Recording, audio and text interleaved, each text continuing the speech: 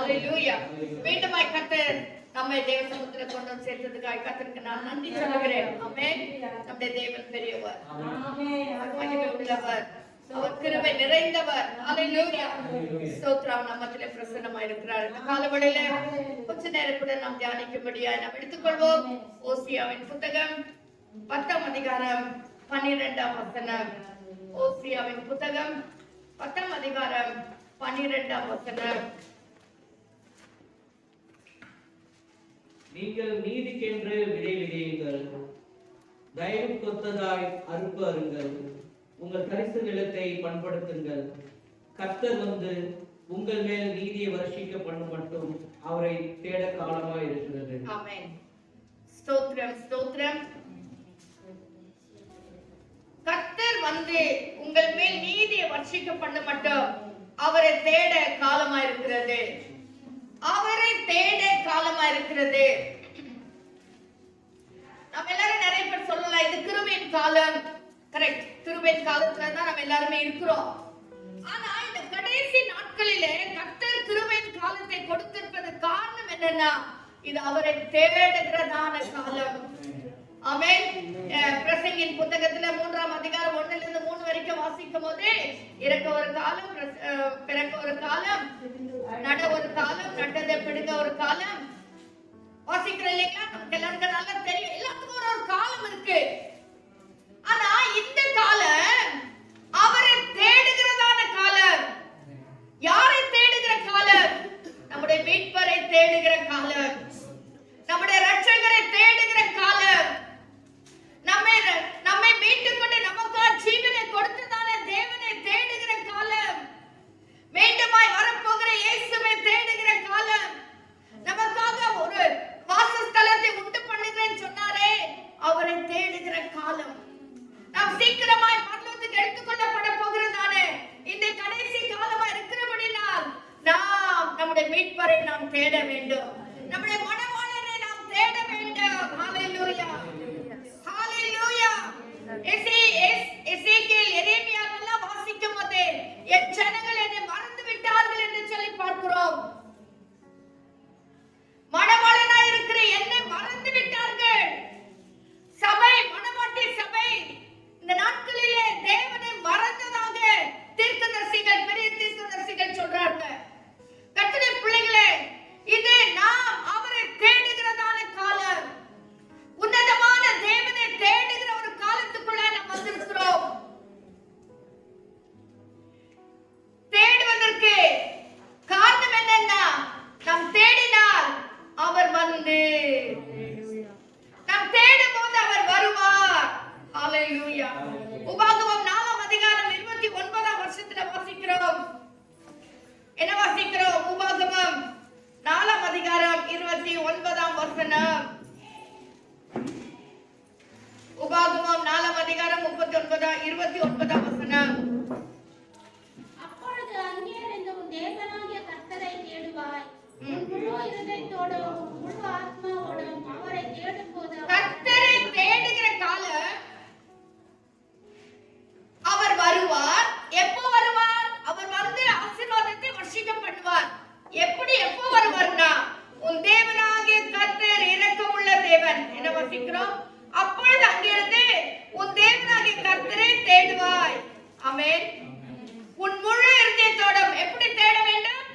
உன் முழு இருதயத்தோடு, உன் முழு ஆத்மாவோடு அவரை தேடும் போது அவரை கண்டடைவாய்.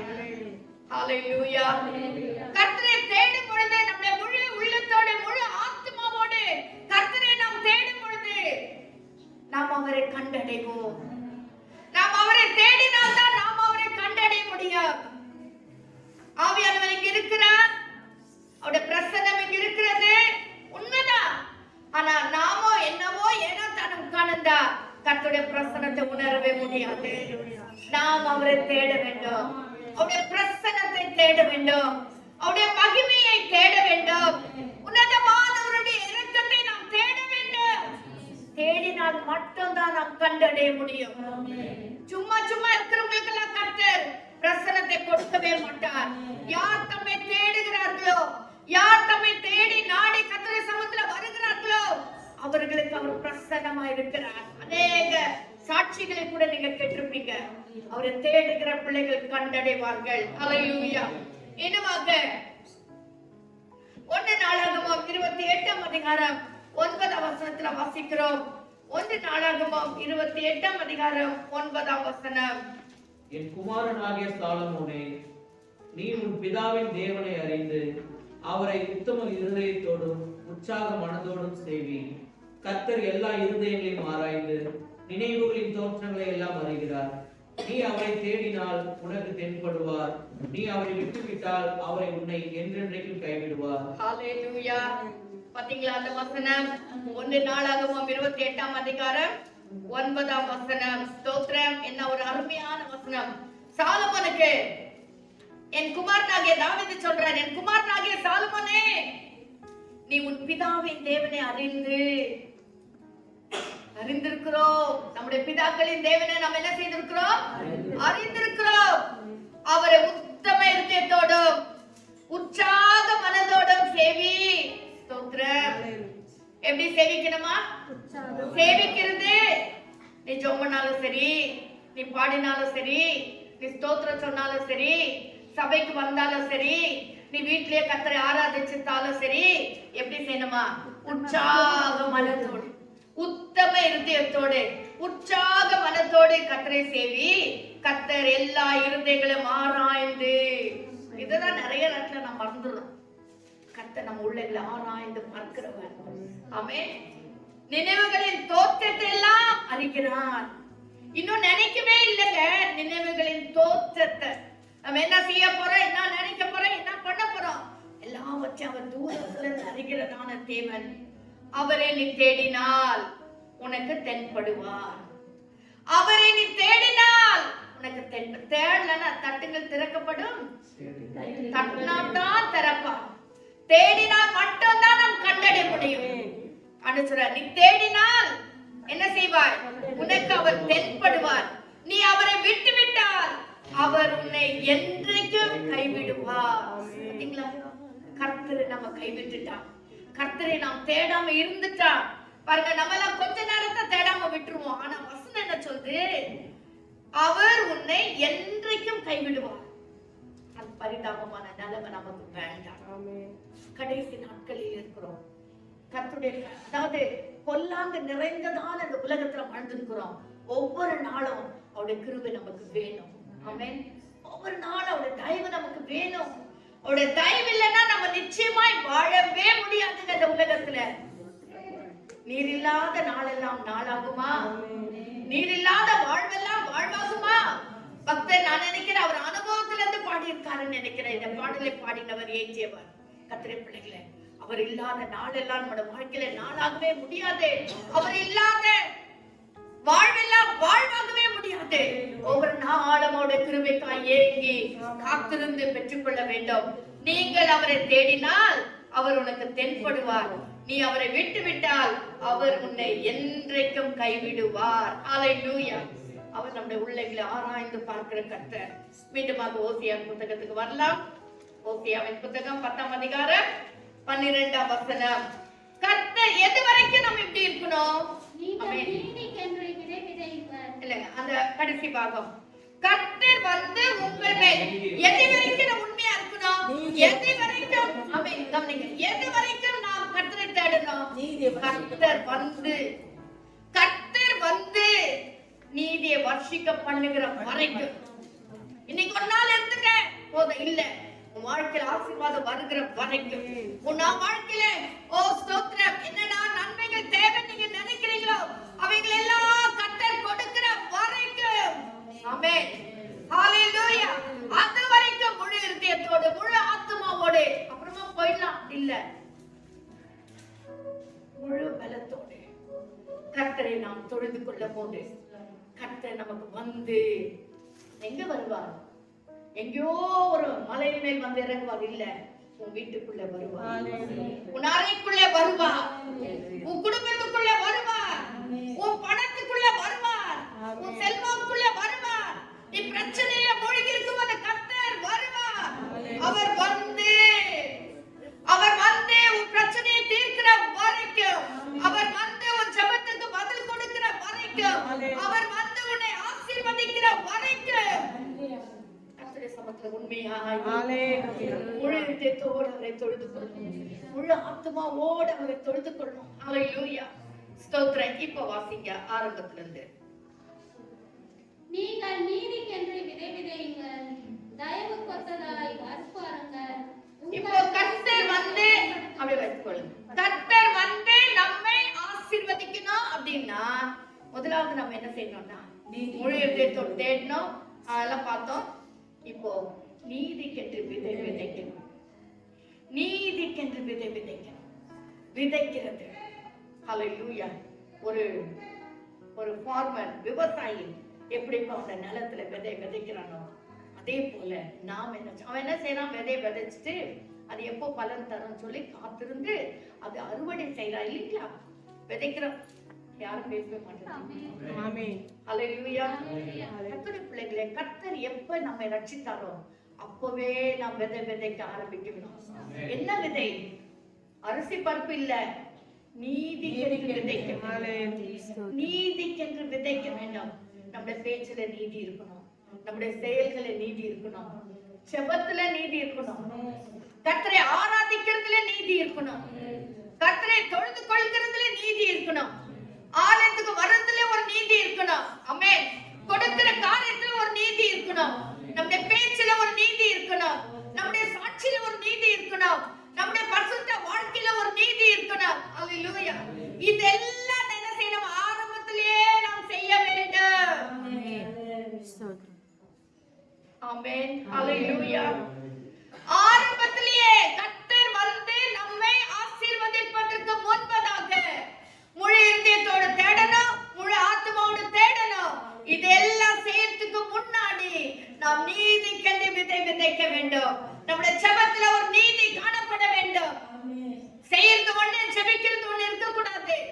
நம்முடைய வாழ்க்கையில நீதியாய் ஜெபிக்க வேண்டும். நான் ரட்சிக்கப்பட்ட நாட்களில ஒரு சிலர் ஜெபிக்கிறத நான் கேட்டிருக்கேன். நான் உன் புள்ள தானே, எனக்கு நீ கொடுக்கணும் தானே, என் ஜெபத்தை கேட்கல, நம்ம என்ன நீதியா நம்ம செஞ்சுட்டு இருக்கிறோம். ஆண்டுகிட்ட இப்படி எல்லாம் பேசுறது இல்லவே இல்ல. ஆண்டுகிட்ட கேட்கறதுக்கு எந்த தகுதி கிடையாது நமக்கு. நம் நீதியா இது வரைக்கும் நம்ம என்ன நீதியா நம்ம பண்ணிக்கிறோம்? ஜெபிக்கும் போது நீதியா ஜெபம் பண்ணிக்கிறோமா? நீதியா சபைக்கு பண்ணிக்கிறோமா? ஒரு நியாயமா கர்த்தரை ஆராதிச்சுட்டு இருக்கோமா? சொல்லுங்க. இங்க ஸ்தோத்திரம் பண்ணிட்டே இருக்கும், மைண்ட்ல என்னவோ ஓடிட்டு இருக்கும். ஆமென். இங்க ஆராதிச்சுட்டு இருக்கோம், எல்லாம் நல்ல ஆராதனமா நம்ம கண திறந்து நிற்போம். என்ன இது நீதி இருக்கு? வசனத்தை கேட்டுட்டா இருக்கும், பிரசங்கம் நடந்துட்டே இருக்கும், அங்க பின்னாடி யாரோ ரெண்டு பேர் பேசினே இருப்பாங்க. என்ன நீதி இருக்கு? வேதத்தை வாசிக்கிறோம், அறக்குறையா வாசிக்கிறோம், பரிசுத்தத்தை காத்துக்கொள்றது இல்ல. அப்ப எங்க நீதி இருக்கு? அப்படி என்னத்துக்கு ஜெபம்? ஆண்டவரே நான் உன் புள்ள தானே, ஏன் எனக்கு செய்யல? என்ன ரைட் இருக்கு நம்ம கேட்கறதுக்கு? ஆமென். துன்மார்க்கனை பார்த்து கத்த கேட்கிறாரு 50ஆம் சங்கீதத்துல, நீ என் நியாயத்தை எடுத்து உரைக்க, நீதியை சொல்ல உனக்கு என்ன நியாயம் உண்டுன்னு கேட்கிறாரு. ஆண்டவர்கிட்ட பேச நமக்கு என்ன நியாயம் இருக்கு? அந்த டைம்ல நம்ம துன்மார்க்க மாதிரி ஆயிடுறோம். பிள்ளைகளே, கர்த்தரை தேடுகிற காலம், தேடுறதுக்கு முன்னால நீதியாய் விதை விதைக்கணும். நம்ம எல்லா காரியத்துல ஒரு நீதி இருக்கணும், நம்ம எல்லா காரியத்துல ஒரு நியாயம் இருக்கணும். நீதியாய் விதை விதைச்சாதான் அறுப்பை நாம் தயவுக்கு. அது கூட பாருங்க, அந்த ஃபார்மர் என்ன செய்வான்னா, நிலத்துல வந்து ஒரு ஏக்கர் நிலத்துல அவன் வந்து உழுதுட்டான்னா, அந்த செடி எல்லாம் நல்லா வளர்ந்து வந்துச்சுன்னா அவன் என்ன செய்வான்? தயவெல்லாம் வானா அவனுக்கு, அவன் அறுப்பான். ஆமென். என்ன செய்வான்? நல்லா அறுத்துட்டு போயிடுவான். ஆனா கர்த்தருடைய பிள்ளைகளுக்கு அப்படி கிடையாது. தேவனுடைய தயவின் படித்தான் நாம் அறுவடை செய்ய முடியும். தயவுக்கு ஒத்ததாய் என்ன செய்யணுமா? அறுப்பு அருங்கள். இது ரெண்டு விதத்துல சொல்லலாம். நீ கொடுக்கிற காரியங்களை தயவுக்கு ஒத்ததாய் அறுப்பாரு, அல்லது நாம் நீதிக்கு விதைப்போம் என்று சொன்னால் நம்ம அறுப்பை கூட நல்ல அழகா, நல்ல பிளென்டியா, அதாவது நம்முடைய களஞ்சங்கள் நிரம்பி வழிகிற அளவுக்கு கர்த்தர் நம்மை ஆசீர்வதிக்க வல்லவராய் இருக்கிறார். ஆமென். ஹல்லேலூயா. எப்போ நம் நீதிக்கென்று விதை விதைத்தார், எப்போ நம்முடைய செயல் எல்லாம் நீதியா இருக்கும் பொழுது நம்முடைய அறுவடை கூட தேவனுடைய தயவு கொத்ததாக நாம் அறுக்க முடியும். இல்லைன்னா அந்த தயவு கூட நமக்கு வரவே முடியாது. ஏன்னா நம்முடைய காலையில அவ்வளவு அந்த அழகுல தான் இருக்குது. ஆமென். ரொம்ப சிம்பிளா சொன்னா அந்த அழகுல தான் இருக்குது. நம்ம இன்னும் கூட ஆண்டுகிட்ட கொடுத்ததை அறுக்கிறதுக்கு முடியல. கர்த்தருடைய பிள்ளைகளே, இது கர்த்தரை தேடுகிற காலம். இது கர்த்தர் சமூகத்துல காத்திருக்க வேண்டிய காலம். ஹல்லேலூயா, ஆமென், ஹல்லேலூயா. கர்த்தரை தேடணும், முழு இருதயத்தோட தேடணும் அப்படின்னு பார்த்தோம். தேவ சமூகத்துல வரும்போது தாழ்மை உள்ளத்தோடு நாம் தேட வேண்டும். ஆண்டவர்கிட்ட வந்து பெருமையா நம்ம பேசிக்கிட்டு, என்ன இருக்கு பெருமையா பேசுறதுக்கு சொல்லுங்க? ஆண்டவரே இறக்கம் செய்யும் தான் ஆண்டவரை கெஞ்சிரும். இல்லை யாருன்னா ஒரு ஆக்சிடென்ட் ஆயிடுச்சா, ஒரு இறந்துட்டாங்கன்னா, ஏதோ ஒன்று ஆயிடுச்சுன்னா, ஐயோ கர்த்தா நாங்க நல்லவங்க இல்லப்பா, எங்க மேல இறக்கமாயிரும் ஆண்டவரு, அப்படிதான் கெஞ்ச வேண்டியதா இருக்கு. ஆண்டோட தயவு தான், அந்த தாழ்மை தேவ சமூகத்துல வரும்போது தான் தாழ்மை உள்ளவர்களை கர்த்தர் உயர்த்துகிறார். ஆமென். பெருமை உள்ளவர்களுக்கு எதிர்த்து நிற்கிறார். அந்த தாழ்மை நம்முடைய வாழ்க்கையில வரணும். அடுத்து என்ன வரணும்னு சொன்னா, நம்முடைய வாழ்க்கையில கண்டினியூஸ் தேடுதல் வேணும். இன்னைக்கு தேடின நாளைக்கு விட்டுட்ட இல்ல, கண்டினியூவா தேவ சமூகத்துல நாம் தேட வேண்டும். ஒவ்வொரு நாளும் கர்த்தருடைய சமூகத்துல காத்திருக்கணும். நீங்க தான் நினைக்கலாம், எங்க டைம் இருக்குது, வேலையே சரியாக்குது, இந்த புள்ள விடல, அந்த புள்ள விடல, பேர புள்ள விடல, இப்படிதான் பல விதத்துல நாம் புலம்புகிறோம். நீ எந்த வேலை செஞ்சாலும் உன்னுடைய தொடர்பு கர்த்தரோடு நீ எந்த வேலை செஞ்சாலும் உன்னால தேவ பிரசன்னத்தை சொல்ல முடியும், உன்னால தேவனை தேட முடியும். ஆண்டவர் உன்னோடு பேசிக்கொண்டே இருப்பார். அந்த அனுபவம் நமக்கு எல்லாருக்கும் வரணும். நம்ம நடந்தாலும் கர்த்தரோடு பேசுகிறது நாம் கேட்கணும். நான் உட்கார்ந்திருந்தாலும், நான் படுத்திருந்தாலும், ஆமென், உபாகமத்துல வாசிக்கிறோம் இல்லைங்களா, நான் படுத்திருந்தாலும் தேவனோடு பேசிக்கொண்டே இருக்க வேண்டும். தேவனுடைய சத்தத்தை நாம் கேட்டுக்கொண்டே இருக்க வேண்டும். வசனங்கள் நம்முடைய உள்ளத்துல துணித்துக் கொண்டே இருக்கும். கண்டினியூஸ். ஹல்லேலூயா. நான் கண்டினியூ ஜெபம் பண்றேன், கர்த்தரை தேடுறேன், முழங்கால் போட்டு உட்கார்ந்துக்கிறது இல்ல, அது அல்ல கர்த்தருடைய பிள்ளைகளே. அது எப்படின்னா, எந்த வேலை செஞ்சாலும் தேவனை தேடிக்கொண்டே இருக்க வேண்டும். அதுக்காக நான் நன்றே ஜெபம் பண்ணிடுறேன் அப்படி இல்ல, உட்கார்ந்தும் செபிக்க வேண்டும். தேவ சமூகத்துல உட்கார வேண்டும். அதுவும் நம்ம வாழ்க்கையில ரொம்ப முக்கியமான காரியம். அது மாத்திரமல்ல, 24 hours தேவ சமூகத்துல நாம் தொடர்பா இருக்க வேண்டும். அதுதான் உண்மையாய் கர்த்தரை தேடுகிற பிள்ளைகள். அதுதான் நாம் பழைய ஏற்பாட்டுல எல்லாம் வாசிக்கிறோம். ஏனோக்கு தேவனோடு சஞ்சரித்து கொண்டிருந்தான். ஏனோக்கு இருந்தாங்க, பிள்ளைங்க இருந்தாங்க, வேலைக்காரங்க இருந்தாங்க, ஆடு மாடுகள் எல்லாம் இருந்தது. ஆனாலும் தேவனோடு சஞ்சரித்து கொண்டிருந்தான். எப்படி அவன், நான் நினைக்கிறேன், அவன் நடக்கும் போது போகும்போதெல்லாம் கர்த்தர் கூடவே நடந்துட்டேன், போயின்னு வந்துன்னு பேசின்னு அப்படியே தான் தேவனோடு சஞ்சரித்து கொண்டே இருந்தான்னு சொல்லி பார்க்கிறோம். இந்த அனுபவம் நமக்கு வரணும். கர்த்தருடைய பிள்ளைகளே, ஒவ்வொரு நாளும் நாம் கர்த்தரை தேட வேண்டும், தேட வேண்டும். தேடுகிற ஒவ்வொருவரும் கர்த்தரை கண்டடைவான். ஹல்லேலூயா. ஒரு வசனத்தை வாசிங்க. ரூத்தின் புத்தகம் 2ஆம் அதிகாரம் 12ஆம் வசனம். ரூத்தின் புத்தகம் 2ஆம் அதிகாரம் 12ஆம் வசனம். உன் செயலுக்கு தக்க பலனை கர்த்தர் உனக்கு கட்டளையிடுவாராக. இஸ்ரவேலின் தேவனாகிய கர்த்தருடைய செட்டைகளின் கீழ் அடைக்கலமாய் வந்த உனக்கு அவராலே நிறைவான பலன் கிடைப்பதாக என்றார். ஆமென். கர்த்தரை தேடுகிற பிள்ளைகளுக்கு, ஆமென், உண்மையாய் கர்த்தரை தேடுகிற பிள்ளைகளுக்கு, தாழ்மையாய் கர்த்தரை தேடுகிற பிள்ளைகளுக்கு, ரூத்தின் புத்தகத்துல நம்ம வாசிக்கும் போது ரூத் மாமியார் கிட்ட என்ன சொன்னாங்கன்னு சொல்லிட்டு நமக்கு எல்லாருக்கும் தெரியும். என்ன சொன்னாங்க? உங்களை விட்டு என்ன போன்னு சொல்ற காரியத்தை மட்டும் என்ன செய்யுங்க, என்கிட்ட பேசாதீங்க. உன்னுடைய தேவன் என்னுடைய தேவன், உன்னுடைய ஜனம் என்னுடைய ஜனம். நீ எங்க இருக்கிறியோ அங்க நான் இருப்பேன். நீ ஆராதிக்கிற இடம் தான் என்னுடைய ஆராதனை நேரம், அல்லது இடம். அல்லேலூயா. நீ சாகுற இடத்துல நானும் சாகுவேன். அப்படின்னா அந்த அம்மா தன் மாமியாரை எப்படி கர்த்தரை தேடுகிறார்கள், அப்பவே அதே போல இந்த ரூத்தும் கர்த்தரை உண்மையாய் தேடினாங்க. உண்மையாய் கர்த்தரை தேடினாங்க. உண்மையாய் தேடுகிற பிள்ளைகளுக்கு கர்த்தர் எவ்வளவு பெரிய அனுக்கிரகத்தை உண்டு பண்றார் பாத்தீங்களா? நான் முதல்ல வாசிக்கும் போது போவாசின் சந்ததி அப்படியே வந்து ரூத்தின் மூலமா அப்படியே வந்து இயேசு கிறிஸ்து அந்த சந்ததியில பிறக்கிறார். ஆமென். ஆமாதானங்க? ஹல்லேலூயா. கர்த்தருடைய பிள்ளைகளே, உண்மையாய் தேடினா உன் மூலமாய் கர்த்தர் அநேகரை ரட்சிக்க முடியும். உன்னை கொண்டு அநேக பலத்த காரியங்களை செய்ய முடியும். உன்னை கொண்டு உன் குடும்பத்திற்கு கர்த்தர் ஒரு நாயகனாக உன்னை மாற்ற முடியும். உண்மையாய் கர்த்தரை தேடுகிற பிள்ளைகள் ஒரு நாள் தலைகுனிய வைக்கவே மாட்டார். ஹல்லேலூயா. உண்மையாய் தேடுகிற பிள்ளைகள் ஒரு நாள் வெட்கமடைய மாட்டாங்க. உண்மையாய் தேடுகிற பிள்ளைகள் எப்பொழுதும் உயர்ந்திருப்பார்கள். அதுக்காக பிரச்சனையே வராதுன்னு நான் சொல்லல. பிரச்சனையின் மத்தியில, போராட்டத்தின் மத்தியில கர்த்தருடைய பிள்ளைகளை கர்த்தர் உயர்த்துவார். ஹல்லேலூயா. எப்படி ரூத்தை கர்த்தர் உயர்த்தினாரோ அதே போல நாம் ஒவ்வொருவரையும் கர்த்தர் உயர்த்துவார். ஹல்லேலூயா. வாசிங்க. செப்பனியாவின் புத்தகம் 3ஆம் அதிகாரம் 17ஆம் வசனம். செப்பனியா 3ஆம் அதிகாரம் 17ஆம் வசனம். செப்பனியா 3ஆம் அதிகாரம் 17ஆம் வசனம். உன் தேவனாகிய கர்த்தர் உன் நடுவில் இருக்கிறார். அவர் உண்மையாய் தேடுகிற பிள்ளைகளுக்கு கர்த்தர் சொல்றார், உன் தேவனாகிய கர்த்தர் உன் நடுவில் இருக்கிறார். உண்மையாய் கர்த்தரை நாம் தேடுவோமானால், உண்மையாய் கர்த்தரை நாம் தொழுது கொள்வோமானால், முழு இருதயத்தோடு முழு ஆத்துமாவோடு தொடர்ச்சியாக ஸ்தோத்திரம் கண்டினியூவாக தேவனை தேடுவோமானால் உன் நடுவில் கர்த்தர் இருக்கிறார். ஆமென். அவர் வல்லமை உள்ளவர். அவர் உன் நடுவில் இருக்கிறவர் மாத்திரமல்ல, அவர் வல்லமை உள்ளவர். ஹalleluya. வல்லமை உள்ள தேவன் நம்மோடு கூட இருப்பாரானால் அவர் வல்லமையான காரியங்களை நம்முடைய வாழ்க்கையில் செய்வார். ஹalleluya. ஹalleluya. அது மாத்திரமல்ல, அடுத்து நாம் வாசிக்கிறோம், அவர் ரட்சிப்பார். உன் நடுவுல சும்மா உட்கார்ந்துட்டு இருக்க மாட்டாரு. அவர் உன்னை ரட்சிப்பார். அவர் உன்னை ரட்சிப்பார். உன்னை மீட்டுக் கொள்வார். நீ பிரச்சனையில தவிக்கும் போது உன்னை உடனே வந்து ரட்சிப்பார். சீஷர்கள் நடுக்கடலில போய் சீஷர்கள் வந்து ஆண்டவரே சொல்றாங்க, ஆண்டவரே நாங்கள் மடிந்து போகிறோம். இயேசு அங்க இருந்த தொட்டு தான் அவங்க வந்து கூப்பிட முடிஞ்சது. இயேசு எழுந்து காற்றையும் கடலையும் மாற்றினார். இயேசு சீஷர்களை ரட்சித்தார்.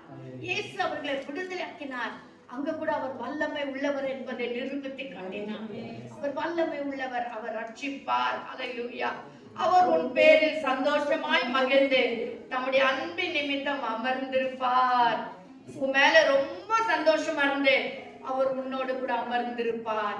என் பிள்ளை என்ன அழகா என்ன ஆராதிக்குது. என் பிள்ளை என்ன அழகா என்ன துதிக்குது. என் பிள்ளை என்ன அழகா எனக்கு கீழ்ப்படியுது. இந்த பிள்ளை என்ன அழகா என்ன ஆராதிக்குது என்று சொல்லி உன்னோடவே தங்கி விட்டுருவார். உன்னோடவே இருந்து விடுவார். ஹalleluya. அவர் இருக்கிறவர் மாத்திரமல்ல, அமர்ந்திருப்பாராம். உன் நிமித்தம் அமர்ந்திருப்பார். அவர் உன் பேரில் கம்பீரமாய் களி கூறுவார். கர்த்தரை தேடுகிற பிள்ளைகளை குறித்து கர்த்தர் கம்பீரமாய் களி கூறுவார். நீ கர்த்தரை உண்மையாய் தேடினார், நாம் உண்மையாய் கர்த்தரை தேடினார், அவர் நம்மேல் கம்பீரமாய் களி கூறுவார். நம்ம குறித்து ரொம்ப சந்தோஷப்படுவார். அதாவது சோதோம் குமார பட்டணத்தை குறித்து சொல்லும் போது ஆதியாகமத்துல வாசிக்கிறோம், இந்த ஜனங்களை உண்டு பண்ணினதுக்கு நான் மனஸ்தாபப்படுகிறேன் என்று சொல்லுகிறார். அவர் மனஸ்தாபப்படுகிறார். ஹalleluya. ஆனா உண்மையாய் நம்ம தேடுகிற பிள்ளைகளை குறித்து அவர் கம்பீரமாய் களி கூறுவார். தேடுகிற பிள்ளைகள் கர்த்தரை தேடுகிற காலத்திலே கர்த்தரை தேடுவோம். அடுத்த ஒரு வசனத்தை வாசிங்க. எரேமியாவின் புத்தகம் 29ஆம் அதிகாரம் 11ஆம் வசனம். எரேமியாவின் புத்தகம் 29:11.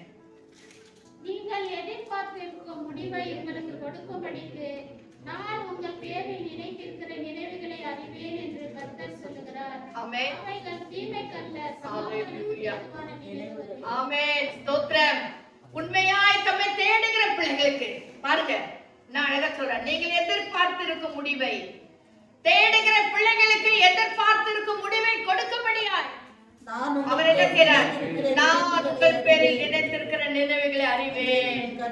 உங்களுக்கெல்லாம் என்ன நன்மை நான் செய்யணும், உங்களுக்கெல்லாம் எப்படி உங்களை ஆசீர்வதிக்கணும், உங்களை எப்படி நான் உயர்த்தணும், உங்களை எப்படி நான் தலையா வைக்கணும்னு சொல்லிட்டு நான் நினைச்சிருக்கிறேனோ அது அப்படியே நான் நிறைவேற்றுவேன். அது அப்படியே நான் நிறைவேற்றுவேன். அது அப்படியே உன் குடும்பத்துல வாய்க்க பண்ணுவேன். ஏன்னா அது என்னுடைய நினைவு. அவருடைய நினைவை யாராலும் மாற்ற முடியாது. ஆமென். மாற்ற முடியுமா? அது சொல்ற, உங்கள் நினைவுகள் என் நினைவுகள் அல்ல என்று சொல்றாரு. நம்ம நினைவு ஆண்டுடைய நினைவு அல்லவே அல்ல. கர்த்தருடைய நினைவு நம்ம நினைவு இல்ல. ஆமென். கர்த்தருடைய நினைவே ஒரு விசேஷமான ஒரு நினைவு. அருமையான கர்த்தருடைய பிள்ளையே, உண்மையில் கர்த்தர் ஒரு விசேஷமான நினைவை வைத்திருக்கிறார். ஒரு வெளியேற பெற்ற ஒரு காரியத்துக்கு உன்னை கர்த்தர் தெரிந்து கொண்டிருக்கிறார். உன்னை அபிஷேகித்திருக்கிறார். உன்னை அதாவது பெயர் சொல்லி அழைத்து உன்னை தமக்கென்று அவர் தெரிந்து கொண்டே இருக்கிறார். உனக்காக ஒரு நினைவை வைத்திருக்கிறார். அந்த நினைவு நிறைவேறும்படியாய் அவரை தேடுகிற காலமா இருக்கிறது. ஹalleluya. அடுத்து என்ன வாசிக்கிறோம்? அவைகள் தீமைக்கல்ல, சமாதானத்துக்கு ஏதுவான நினைவுகளே. ஆமென். அவைகள் தீமைக்கல்ல, சமாதானத்துக்கு ஏதுவான நினைவுகளே. ஆமென். ஒரு நாள் உனக்கு கத்த தீமை வர பண்ண மாட்டார். என்ன வந்தாலும் அது சமாதானத்துக்கு எதுமானவைகளாய் கர்த்தர் மாற்றுவார். ஏன்னா நாம் கர்த்தரை தேடுகிற பிள்ளைகள் உண்மையாய் அவரை தேடினால் எல்லாம் சமாதானமாய் மாற்றுவார். உலகம் தலைக்கீழா நின்னா கூட சரி, நம்மை தேடுகிற பிள்ளைகளுக்கு கர்த்தர் சமாதானத்தை கொடுத்து சமாதான வழிகளில் அவர் நடத்துவார். ஒரு நாள் நாம் வெட்கப்பட்டு போட்டு விட மாட்டார். வாசிங்க மல்கியாவின் புத்தகம் 4ஆம் அதிகாரம் 2ஆம் வசனம். ஆனாலும் என் நாமத்துக்கு பயந்திருக்கிற உங்கள் மேல் நீதியின் சூரியன் உதிக்கும். ஆமென். ஆனாலும் என் நாமத்துக்கு பயந்திருக்கிற உங்கள் மேல் 1ஆம் வசனத்துல வாசிக்கிறோம். வாசிங்க. இதோ சூளையைப் போல எரிகிற நாள் வரும். ஆமென். அப்பொழுது அகங்காரிகள் யாவரும் அக்கிரமம் செய்கிற யாவரும் துரும்பாய் இருப்பார்கள். வரப்போகிற அந்த நாள் அவர்களை சுட்டெரிக்கும். அது அவர்களுக்கு வேரையும் தொப்பையும் வைக்காமல் போகும் என்று சேனையின் கர்த்தர் சொல்லுகிறார். சூளையை போல எரிகிற நாள் வரும். அதுல அகங்காரிகள் இருக்க மாட்டாங்க. அதுவும் இல்லாம அந்த நாள் அவர்களை சுட்டெரிக்கும். அது அவர்களுக்கு வேரையும் தொப்பையும் வைக்காமல் போகும். வேறு கூட இருக்காதுங்க. ஆமென். ஏன்னா கர்த்தருடைய நாள் அவ்வளவு பெரிய பயங்கரமான நாள். அந்த நாளில் அகங்காரிகள் துரும்பா இருப்பார்கள். ஆமென். அகங்காரிகள் என்ன? யாரு?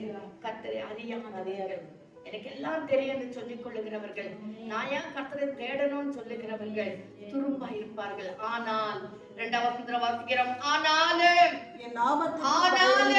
இவ்வளோ பெரிய காரியம் நடந்தாலும் அகங்காரிகள் எல்லாம் துரும்பாய் போனாலும் வேற கொப்பைய வைக்காமல் போனாலும் என் நாமத்துக்கு பயந்து இருக்கிற உங்கள் மேல், அதாவது என் நாமத்துக்கு பயந்து இருக்கிறவர்கள் மேல் சொல்லல, என் நாமத்துக்கு பயந்திருக்கிற உங்கள் மேல், என் நாமத்துக்கு பயந்திருக்கிற உங்கள் மேல் நீதியின் சூரியன் உதிக்கும். உனக்காக ஒரு நீதியின் சூரியன் உதிக்கப்படும். உலகத்துல எல்லாம் ஒண்ணு எல்லாம் அழிச்சு நாசமா போயிட்டோம். உனக்காக ஒரு நீதியின் சூரியன் உதிப்பார். உனக்காக ஒரு ஆசீர்வாதத்தை கத்த கொடுப்பார். உனக்காக ஒரு வாசலை கத்த திறந்து வைப்பார். உனக்காக இல்லாத இடங்களில் இருக்கிறதாக பாவித்து உன்னை ஆசீர்வதிப்பார். இது ஆகாது நினைக்கிற காலத்தை உனக்காக ஆக வைப்பார். கர்த்தருடைய பிள்ளைகளை நம்ம நம்புவோம், விசுவாசிப்போம், அப்படி எடுத்துக்கொள்வோம்.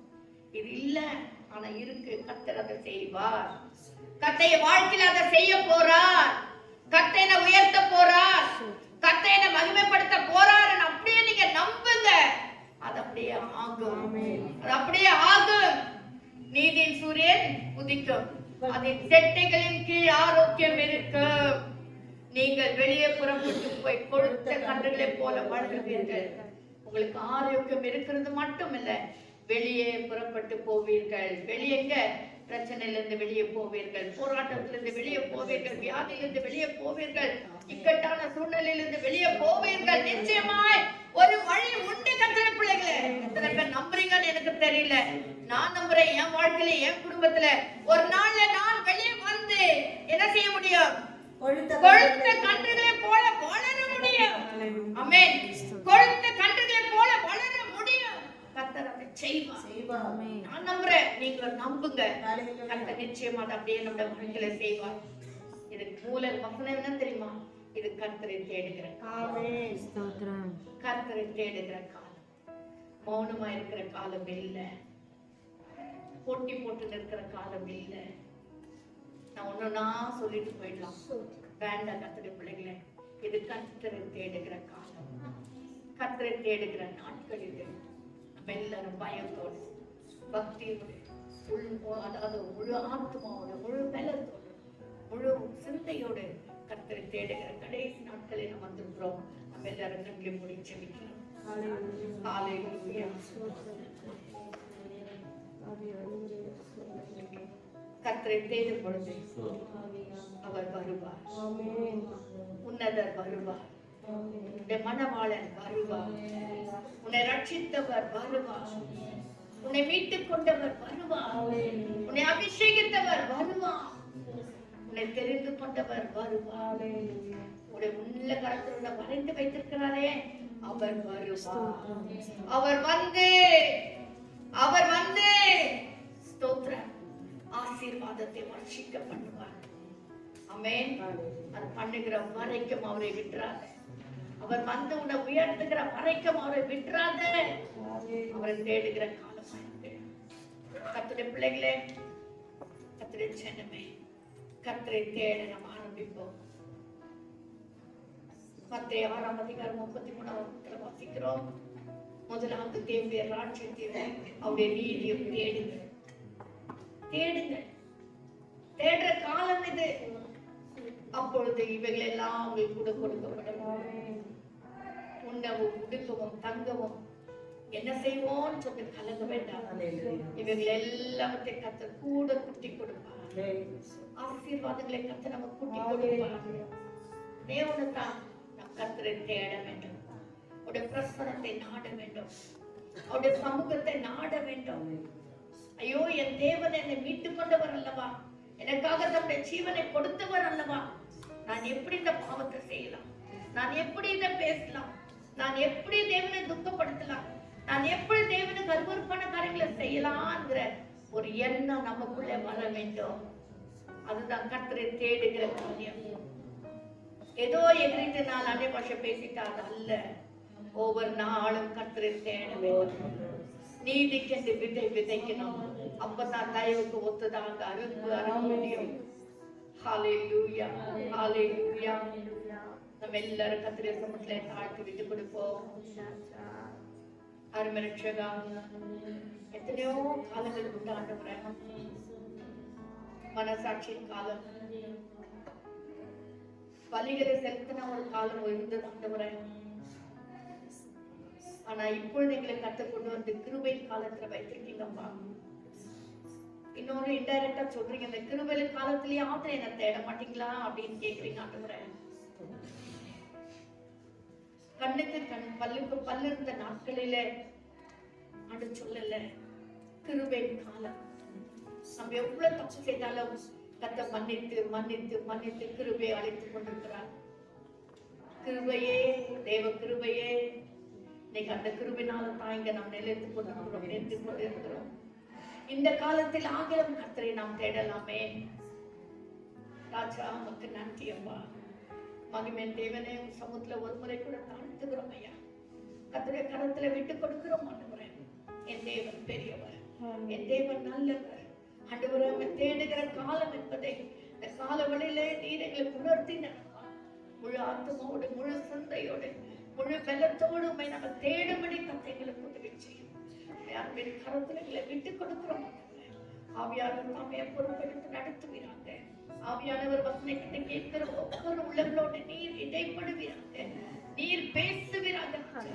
ஒவ்வொரு கர்த்தருடைய பிள்ளைகளுக்கு அந்த செய்தி ஒரு ஆசீர்வாதத்தின் செய்தியால் மாறட்டும். கேட்கும் போதே ஆவியானவர் தொடர்ந்து உள்ளங்களோடு பேசுவீராங்க. தேவ கிருபை தயவு கூட இருக்கட்டும். விலங்கினங்கள் மாறட்டும். நீர் வந்து செப்பனியால வாசிக்கிறபடி அவர் வல்லமை உள்ளவர், அவர் உங்களை ரட்சிப்பார்.